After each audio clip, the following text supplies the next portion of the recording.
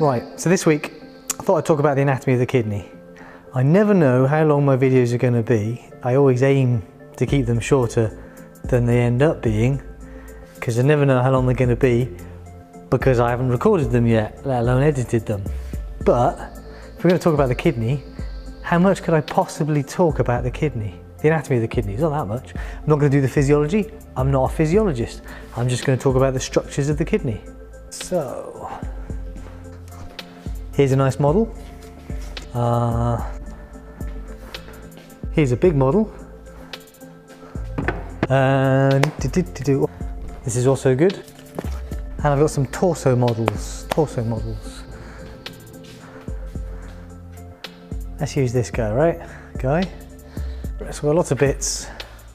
Got my usual skeleton here, facing backwards, because the kidneys are found posteriorly. They're found between the levels about T12 and L3. The kidney on the right is a little bit lower than the kidney on the left, just by a few centimeters, because of the liver pushing it down, but they're generally at these levels here. So look, here's the last ribs. This is T12, L1, L2, L3, L4, L5, so L1, 2, 3. So they're actually very low down, you know, they're down here. And notice that the ribs, they curl around and they descend. So the last couple of ribs, ribs 11 and 12, are protecting the kidneys down here, right? So they're kind of in here somewhere. And in fact, the more inferior kidney, the kidney on the right hand side, is only, you know, a couple of fingers above this crest here. So they're very posterior and they're quite low down. There's a whole load of muscle in the posterior abdominal wall here, which is protecting the kidneys, and we'll look at that in a moment. Don't mix the kidneys up with the spleen. The kidneys are retroperitoneal. What does retroperitoneal mean? So the peritoneal cavity is the cavity within the abdomen that all this stuff is within, the small intestine, the stomach, and all these bits and bobs are within the small intestine. If you don't know what I'm talking about with peritoneum, peritoneal cavities and mesenteries, go and have a look at my cling film and peritoneum video. That'll clear it all up for you, hopefully. But if most of the GI tract is within this peritoneal sac, within the greater sac, within the peritoneal cavity, then the kidneys are behind that bag of peritoneum. They're posterior to that bag of peritoneum, so they're retroperitoneal, right? And we'll disembowel this in a bit to see where those are. But first of all, I wanted to point out this here. This is the spleen. Do not mix up the kidneys for the spleen. The spleen is lateral. See how lateral this is? And it's higher up. It's between ribs, what, 9, 10 and 11? And it's on the left side. There's only one spleen, 2 kidneys.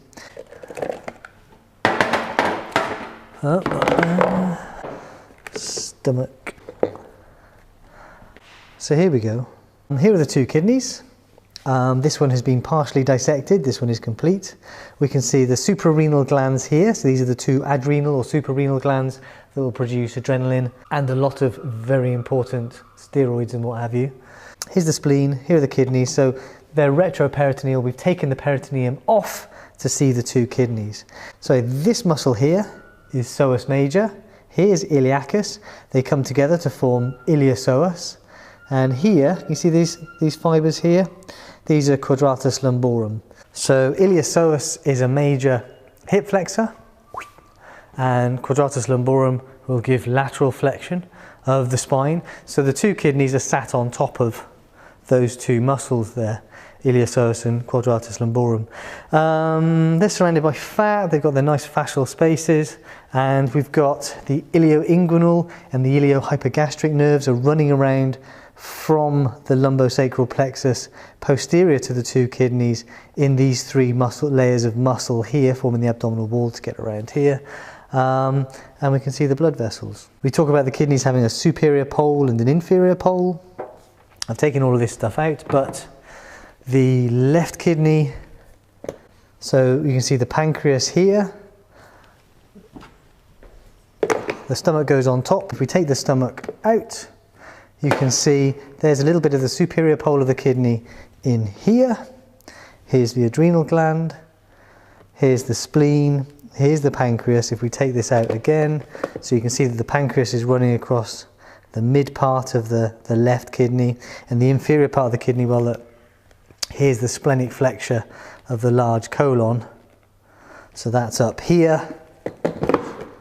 And look, here's the hepatic flexure here up against this kidney. And then of course we've got the liver covering much of this side, and the stomach goes in there. Now, here's the inferior vena cava and here's the aorta. So the blood supply and drainage to and from the kidneys from the renal arteries and the renal veins. But look, the renal veins are anterior and the renal arteries are posterior. If this is the abdominal aorta, we see these three anterior branches here: the celiac trunk, the superior mesenteric artery, and the inferior mesenteric artery, supplying blood to the GI tract. And look how this left renal vein gets trapped between the superior mesenteric artery as it comes out of the aorta and goes to the GI tract. That's an interesting piece of anatomy there. I mean, there's a possibility that drainage through the renal vein could be affected by the superior mesenteric artery compressing it and doing funny things, right? So the inferior vena cava, the blood drains from the kidney through these renal veins to the inferior vena cava. And here's one renal artery here on the right, the other renal artery on the left is hidden. So the aorta is to the left, so the renal artery on the right is longer, the renal artery on the left is shorter. And these are big blood vessels because, of course, the function of the kidney is to look at the blood, to take out excess water, to take out toxins, and it has a few other jobs. So the kidneys see a lot of blood because their job is to do with filtering the blood. So these are big blood vessels. The blood vessels enter and leave the kidneys at the hilum. Just like most organs have a hilum where things go in and out. So the kidney is complete around here, and it has this hilum here where the renal arteries and veins enter and leave, but also we see the ureter coming out here, right? And the ureter is descending down on either side to the bladder. We can see here some of the structure of the kidney, but let me get a bigger model. So here we can see on this model, those ureters are complete and they descend down to the bladder here and into the bladder on either side. But we're not talking about the ureters and the bladder today, we're talking about the kidneys. Now, if we, like many organs, the kidney is described as having a cortex on the outside and medullary tissue on the inside. But you can see that the blood vessels are passing into the cortex, and these here, so these are cortical columns, this is the cortex around here. These are the renal pyramids or the medullary pyramids. So you can imagine, as we saw on the other model, that these are cut in section, in coronal section, so they're flattened triangles almost, but if they were in 3 dimensions they'd be more of a pyramidal shape. So urine collects at the tip of the renal pyramids, and this small space here and here and here, these small spaces are the minor calyces. So urine drip, drip, drip collects in the minor calyces. So 3 or 4 of these minor calyces will drain into a larger space, a major calyx. Again, imagine these in 3 dimensions. We've got some pyramids out here as well, and some calyces, minor calyces in 3 dimensions. And then 3 or 4 of these major calyces will drain into this larger space here, and this larger space is the renal pelvis. So the urine collects into the renal pelvis, and from the renal pelvis we find the ureter, and the urine can drain down the ureter to the bladder. And of course the ureter is muscular, so you can do this upside down and you can do this in 0 gravity. It all works. Here's the bigger model. So here's our cortex, Here's the medulla, the medullary pyramid. Look, here are our nephrons. You can see the blood vessels coming in here. So we've got the efferent and afferent arterioles. There's the Bowman's capsule. So there are the capillaries there.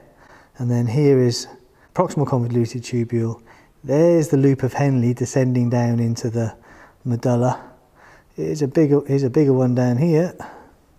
The loop of Henle, and then we have the distal convoluted tubule, and this is the collecting duct here, the collecting system.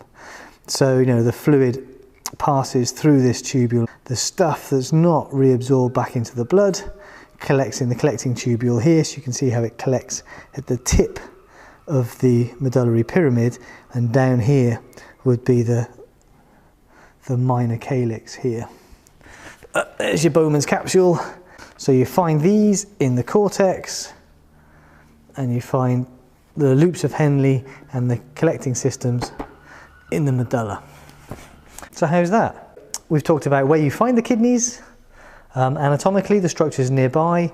We've talked about their blood supply, and we've talked about the urine collecting systems, and we've talked about the structures within the kidney. And that's about it. All right, so the structure of the kidney relates to the function of the kidney. So when you look at the physiology, when you look at all those ducts and tubules, just add that onto your anatomy and your understanding will be more complete. See, told you it was going to be short.